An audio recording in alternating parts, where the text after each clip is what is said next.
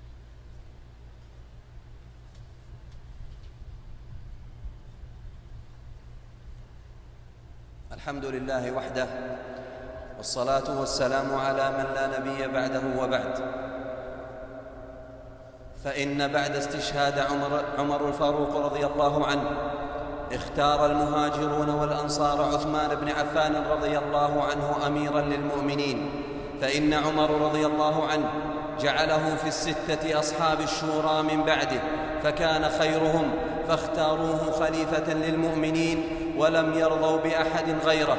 قال الإمام أحمد رحمه الله: لم يجتمعوا على بيعة أحد كما اجتمعوا على بيعة عثمان. وفي عصره امتدت الممالك الإسلامية إلى أقصى مشارق الأرض ومغاربها، وكان الناس في خلافته في عيش رغيد وأمن وطيد وفي ألفة واتفاق.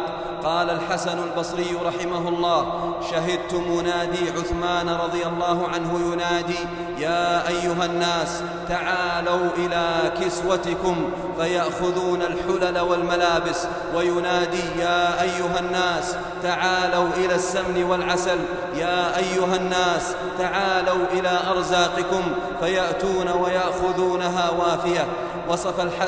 وصف الحسن حالهم فقال: الأعطيات في خلافته جارية، والأرزاق في خلافته دارة، والعدو متقى، وذات البين حسن، والخير كثير، وما مؤمن يخاف مؤمنا، من لقيه فهو أخوه أيا كان. وكان الصحابة رضي الله عنهم يجلونه ويعرفون قدره حتى في حياة النبي صلى الله عليه وسلم. قال ابن عمر رضي الله عنهما: كنا نعد ورسول الله صلى الله عليه وسلم حي وأصحابه متوافرون، أبو بكر وعمر وعثمان، يعني نعدهم في الفضل والمنزلة ونوقرهم، ورسول الله صلى الله عليه وسلم بين أظهرنا. ولما عم الرخاء ورسخ الأمن وانتشر الإسلام في خلافته، استعجل مرضى القلوب موته واستطالوا حياته. ولما بلغ من العمر 82 سنة فشوهوا سمعته وأغروا صدور الغرباء البعداء عليه، فاجتمع عدة ألوف منهم في المدينة وحاصروا بيته رضي الله عنه، وطالبوه بالتنحي عن منصب الخلافة، وعابوا عليه أشياء لا يعاب عليه في مثلها، وإنما هو الطمع ومرض القلب واتباع الهوى. وقد كان حييا حليما رضي الله عنه، وكان يسمع منهم الكلام المؤذي والقول الكاذب والاتهام الفاحش، فلا يزيده ذلك إلا صبرا وحلما. يقول ابن عمر رضي الله عنهما: لقد عابوا على عثمان أشياء لو فعلها عمر ما عابوها عليه، فأمر رضي الله عنه الحراس أن لا يرفعوا السلاح خشية أن يقتل أحد بسببه. وكان يقول: ما أتت علي جمعة إلا وأنا أعتق فيها رقبة منذ أسلمت. وقال لمواليه يوم حصاره: من أغمد سيفه فهو حر لوجه الله. وفي آخر ليلة من حياته استيقظ رضي الله عنه، استيقظ في السحر آخر الليل، فقال لامرأته: إن القوم يقتلونني اليوم، إني رأيت رسول الله صلى الله عليه وسلم وأبا بكر وعمر، فقالوا إنك تفطر عندنا الليلة. فأصبح صائما رضي الله عنه، فجاءته هذه العصابة المارقة فحاصرت بيته وتسوروا عليه الدار وقتلوه وهو يقرأ القرآن. قال ابن كثير رحمه الله: وثبت أن أول قطرة من دمه سقطت على قول الله جل وعلا: فسيكفيكهم الله وهو السميع العليم. وحين بلغ سعد بن أبي وقاص صاحب الدعوة المستجابة، حين بلغه مقتل عثمان، دعا على من قتله فقال: اللهم أندمهم ثم اخذلهم، وما مات منهم أحد إلا مقتولا. وما مقتله رضي الله عنه إلا دليل على معجزة النبي صلى الله عليه وسلم، فإنه عليه الصلاة والسلام ذكر فتنة من الفتن ثم قال: يقتل فيها هذا مظلوما، ويشير بيده إلى عثمان. وأخبر عليه الصلاة والسلام بأن الله سيلبسه قميصا، فقال: يا عثمان، إنه لعل الله يقمصك قميصا، فإن أرادك المنافقون على خلعه فلا تخلعه حتى تلقاني. وأخبر عليه الصلاة والسلام بأنه يقتل شهيدا، وقد قتل شهيدا رضي الله عنه وأرضاه. اللهم ارض عن عثمان وعن سائر صحابة نبينا محمد صلى الله عليه وسلم، وألحقنا معهم في الفردوس الأعلى من الجنة يا رب العالمين. اللهم اغفر ذنوب المستغفرين، واقض الدين عن المدينين، واشف مرضانا ومرضى المسلمين يا رب العالمين. اللهم اجعل جمعنا مرحوما، وتفرقنا بعده معصوما، ولا تجعل فينا ولا معنا شقيا ولا محروما. اللهم إنا نسألك رضاك والجنة، ونعوذ بك من سخطك والنار. اللهم إنا نسألك العفو والعافية في الدين والدنيا والآخرة. اللهم اكفنا بحلالك عن حرامك، وأغننا بفضلك عمن سواك. اللهم أغننا عمن أغنيته عنا، واجعلنا من أفقر عبادك إليك، ومن أغنى عبادك بك يا رب العالمين. سبحان ربك رب العزة عما يصفون، وسلام على المرسلين، والحمد لله رب العالمين.